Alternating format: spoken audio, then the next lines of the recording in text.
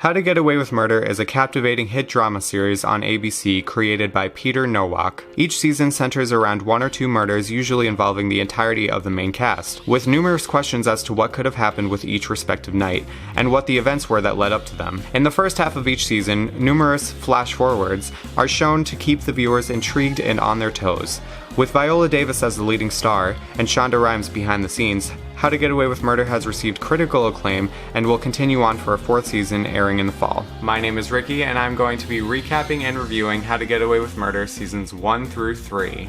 I'll start by reviewing the first season, spoiler-free, and then I'll dive into specifics and I'll let you know when spoilers are about to come. How to Get Away with Murder is an emotionally charged drama/murder mystery that puts the tough force Annalise Keating and her criminal law students in difficult and deadly situations that test each other's limits and reveal the darker traits of their personalities. An esteemed, rule-breaking defense attorney, Annalise Keating teaches a criminal law class where 5 of her students, rightfully named the Keating 5, are chosen to work alongside her on defense cases that she takes on throughout the year. In Season 1, each episode focuses around a different case involving high-profile crimes such as murder, abuse, and sexual assault.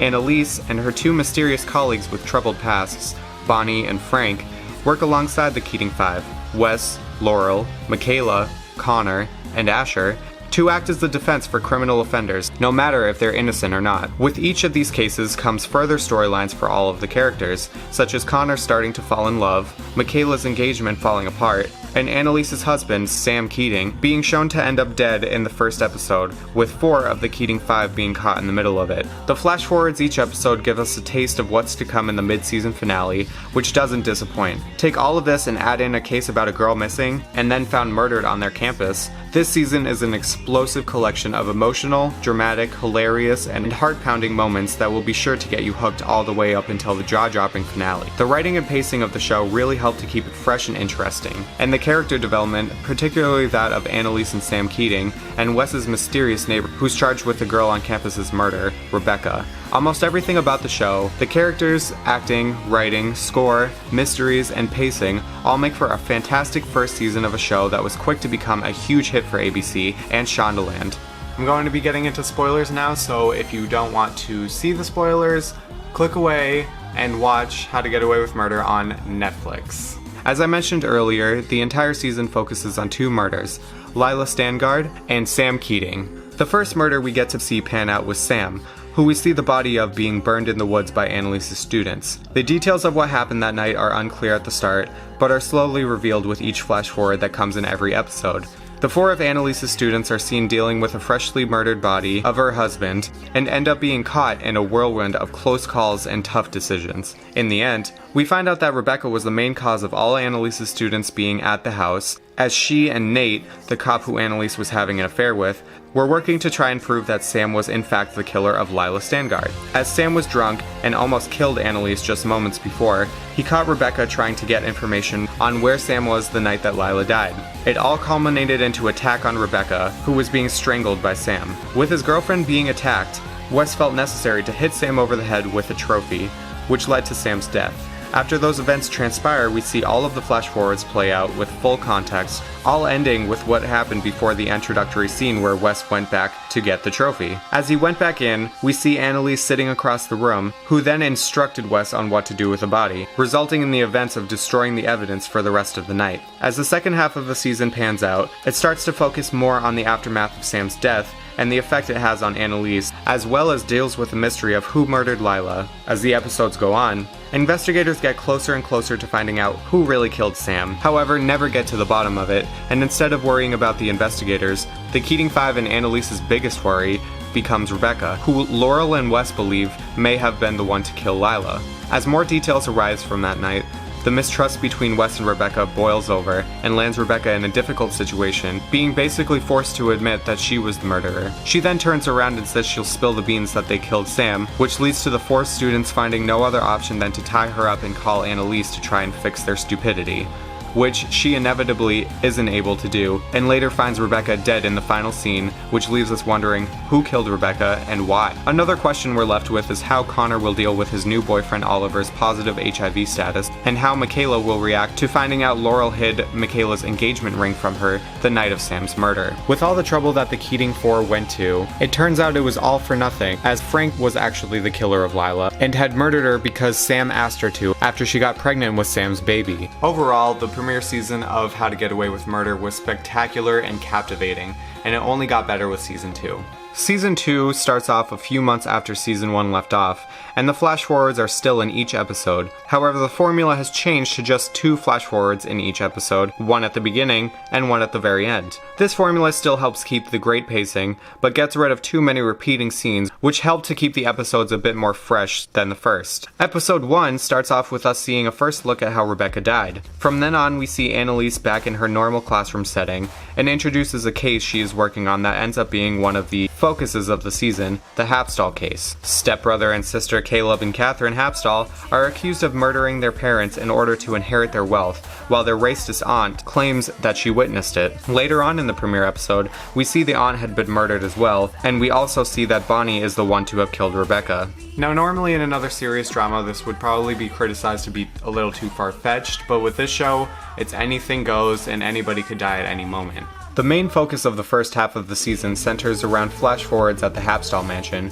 where we see a gunshot with Wes running away from the house shortly after. At the very end of the premiere episode, we see that it was none other than Annalise that was shot and left bleeding out on the floor. We later see that almost the entire main cast was at the house that night, and that the meddling ADA, Emily Sinclair, is also there, dead at the bottom of the stairs. As the season goes on, we see more into Asher's backstory, whom was more of a recurring character than the other students, and we learn that his father, who is a judge with a not-so-honorable past, has killed himself. During this time, Wes links up with Rebecca's foster brother to try and find out where she is, or if she's really dead or not, which Annalise promised him multiple times that she isn't. The tension for the entire first half of the season builds perfectly, with excellent writing and plot twists that led up to the shocking and widely considered best episode of the series so far. In the mid-season finale, we learn that it was Asher who murdered Emily Sinclair after she made rude remarks about his deceased father, and Annalise tried to help cover it up. She ends up dragging the other Keating Four into it with them. They stage her death as if she had fallen off the top of the Hapstall mansion, and Annalise finds herself in deeper trouble than usual. She decides to blame Catherine Hapstall, one of her clients she's defending in a murder charge, and tries to coerce one of the Keating Four to shoot her. After spilling the beans that Rebecca is actually dead in an effort to make Wes want to shoot her in the leg, he goes too far and shoots her in the stomach and almost kills her. What stops him is Annalise faintly whispering his real name, Christoph, and at the end we are greeted with a flashback of 10 years ago instead of a flash forward, where Wes, then named Christoph, is being questioned about the death of his mother, Rose. We then see that Annalise and her estranged colleague, Eve, are looking on the other side and hint that they potentially have something to do with it. It is then that the relationship between Wes and Annalise becomes a lot more in-depth than the viewer once thought, which provoked excellent character development with both of them throughout the season. The same could be said with Frank, Asher, Eve, and Sam, who reprises his role in the second half of the season, which focuses on closing the Hapstall case and learning more of how Frank, Annalise, Sam, and Wes got to be where they are after they all met.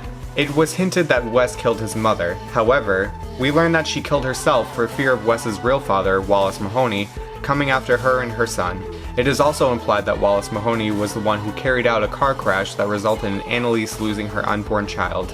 This in turn makes Frank believe that he is the one responsible for ratting out Annalise, thus being the reason for the incident, which finally reveals why he is so indebted to Annalise and Sam, and also why he killed Lila. One thing that started to drag the season down just a bit was how long the Hapstall case went on for. There were storylines that could have been cut out from that case, and nothing would be different for the main cast.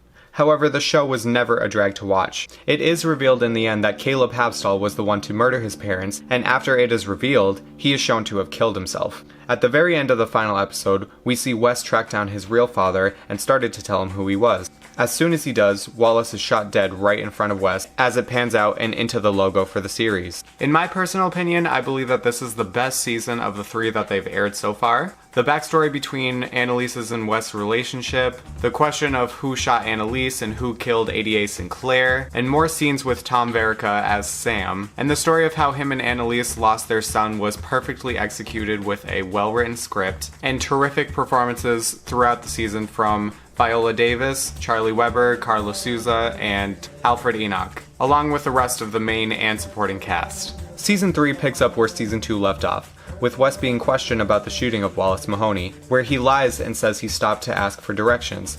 As the episode goes on, Annalise is teaching her class as usual, when the realization that she is being branded as a killer becomes apparent with flyers of her photo and the words killer written in red appear all over campus. The university decides that Annalise is not fit to teach her class anymore, as the Keating Five's test scores have all suffered due to the events of the first 2 seasons. It's decided that she will work a pro bono clinic and takes cases from there instead. Oliver, Connor's boyfriend, ends up joining Annalise's team after deleting Connor's Stanford acceptance letter. And when Connor finds out, they get into an argument and Oliver breaks up with him. Frank is on the run, as he is suspected of killing Wallace Mahoney, and Annalise has hired a hitman to get rid of him for good. Once the hitman tracks him down, Frank overpowers him and kills him instead. Throughout the episode, we see flashbacks of what the Keating Five have been doing over the summer, and Annalise's interactions with them. With the end of the premiere episode, however, we get a flash forward of a body bag being wheeled into an ambulance with a distraught Annalise wanting to know who it is. Once the sheet is lifted, she sees who it is and has an emotional breakdown. She then turns around and the camera pans over to see her house set on fire. This sets up the main mystery of the season, which should have been what happened that night, but instead, #WhoIsUnderTheSheet became the main focus. The first half of Season 3's storylines vary from Asher and Michaela starting to get intimate and things blossoming into somewhat of a dysfunctional relationship, Annalise and the Keating Five trying to figure out who is posting the killer flyers of Annalise, Frank's journey of being in hiding from Annalise, and murdering Bonnie's pedophile father for her, Annalise struggling with alcoholism, Connor and Oliver being annoying, and Nate's love triangle relationship with Annalise and Renee Atwood, who's had it out for Annalise from the beginning. The premise of the flash forwards this season, which are almost the only storyline that matters for the plot in the second half of the season, is every episode a new character is revealed to be the one that's not under the sheet, until the numbers dwindle down and the dead body is finally revealed.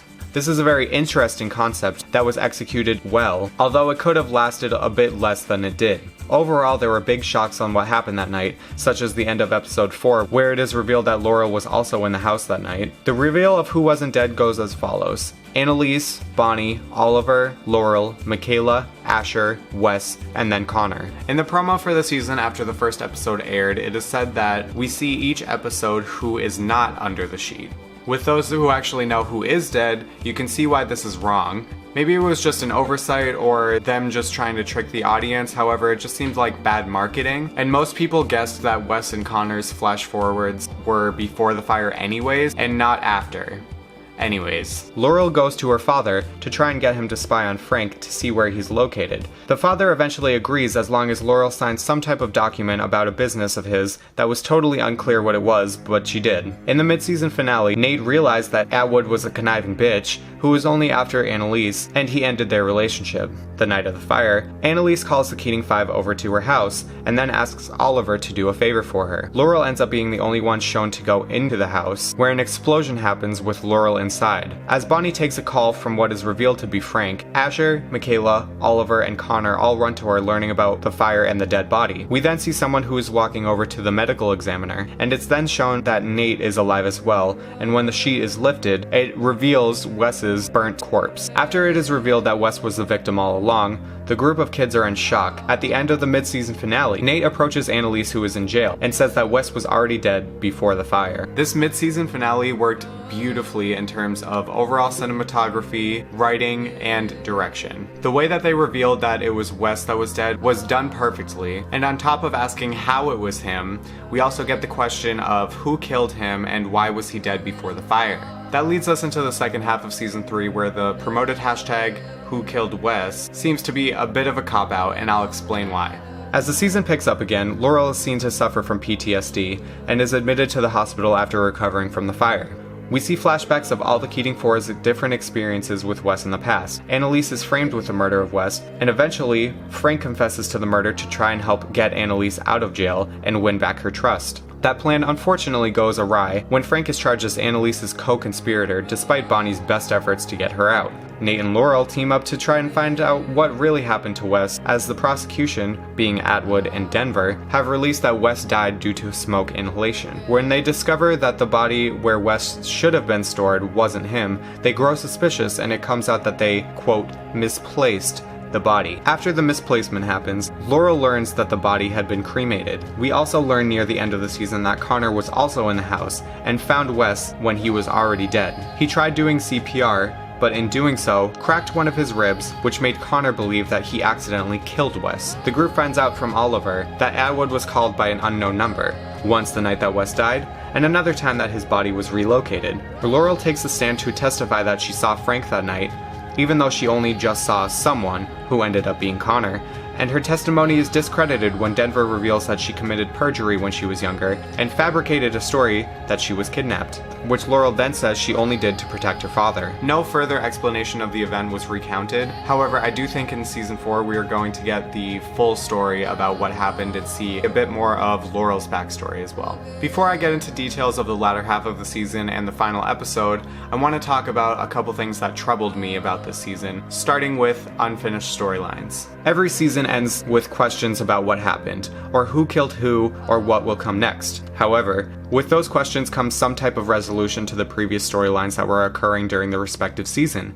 In the third season, the final episode is riddled with no resolution and overabundance of questions, some of which no one was asking to begin with. The first and one of the most troubling unfinished storylines to me was the Drake storyline, with him being the one behind making the posters of Annalise that branded her a killer. Once it was found out that he was the one that did it, that was it. It was never talked about again, and there was absolutely no explanation as to why he did it, or why he thought that she was a killer. After he was outed, we only saw him sporadically with little to no lines each episode.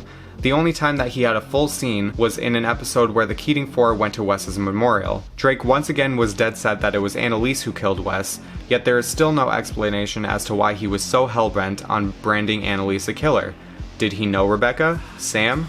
Lila? Anybody that was caught up in the endless murders of the show? We never find out because they totally dropped his storyline with no explanation as to why it was all happening. Another story arc similar to being unfinished with no explanation is the Mahoney Family. The Mahoney family was introduced in season 2, and specifically Wallace Mahoney played a very big part in the tragic events that occurred in the second half of the season. However, once he was allegedly shot dead by Frank, the family was barely ever spoken again. That would have been a fine ending to the storyline, but after Wes died, they were brought into suspicion of being the perpetrators behind the act. None had any screen time until the very end of the season, where Charles and Sylvia came back into the mix. I'm jumping the gun, but Annalise has a sit down with Sylvia and starts a heated discussion about all of the tragedies that have been happening involving the Mahoneys, Wes, and Annalise. We are then greeted with a question that no one was asking, which is, was Wallace really the father of Wes, or was it Charles? And to that I say, who cares? But for this video's sake, I'll entertain it. Say Charles was the father of Wes. How could that possibly be if his age is close to 30? Was Wes's mom macking it with a 10-year-old and somehow got pregnant by him?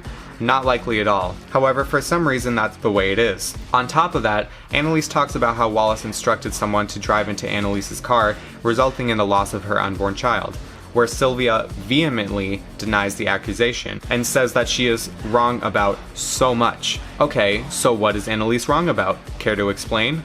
No? You're just going to walk out? That's it? Okay, awesome. The scene was just so frustrating to watch, as it had no real logic or resolution to anything involving the plot or characters. There was a drastic change in characteristics this season of Laurel and Connor specifically. Both acted very irrationally and completely unlike their characters at all. You might say it was because the death of Wes, and Laurel was in love with him while Connor thought he killed him, but that's very hard to link that with Connor constantly bashing Wes and Laurel while not saying a word about seeing him dead in the house right before it exploded, and Laurel being a stone cold bitch. For example, her telling Connor to go kill himself. Why would they write her to say that after Connor said that he tried to save him? It didn't make any sense. But the biggest offender of a completely broken script and lazy storytelling is the entire Wes debacle. We'll start off with his death.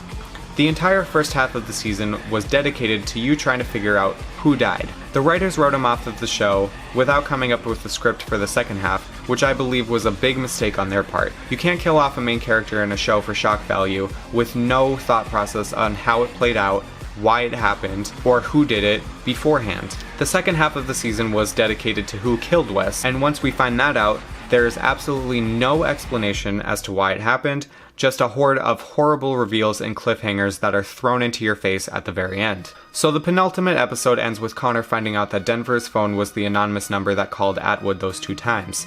Connor is stuck in the office when Denver catches him, and the next time Asher and Bonnie try to look for him, they're both gone. The next time we see Connor, he's chained up in some basement somewhere by Denver. How did that happen? Who knows? They didn't bother to tell you, just accept it. Denver forces Connor to sign an immunity deal under duress, but it eventually expires. Connor is eventually set free, and him and Oliver, who have been annoying all season, are maybe possibly about to get married now? What? I don't know. It's a cliffhanger, so it must be good, right? The flash forwards of Connor ended with him running away from the explosion in the house, with some random dude saying things got a little messy on the phone. Who is that dude? Oh, don't worry, we'll give him a very vague tie into one of the main characters and leave it at that because cliffhangers. So now we get to the story, or lack thereof, of Wes and the night that he died.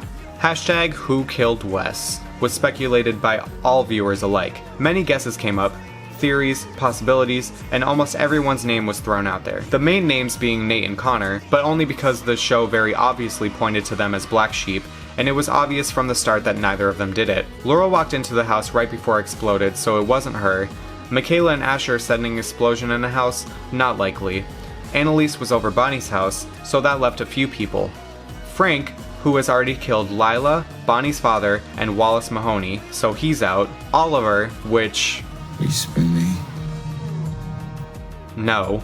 Denver, who had a semi-high possibility only because he does have some type of tie with Annalise and it would kind of make sense. And the Mahoneys, who probably weren't the killers since they weren't even in the season. Oh wait, maybe I spoke too soon. Remember that random dude who we barely saw at the end of episode 14? Yeah, he did it. He drugged Wes and then suffocated him to death in Annalise's house and then set it on fire.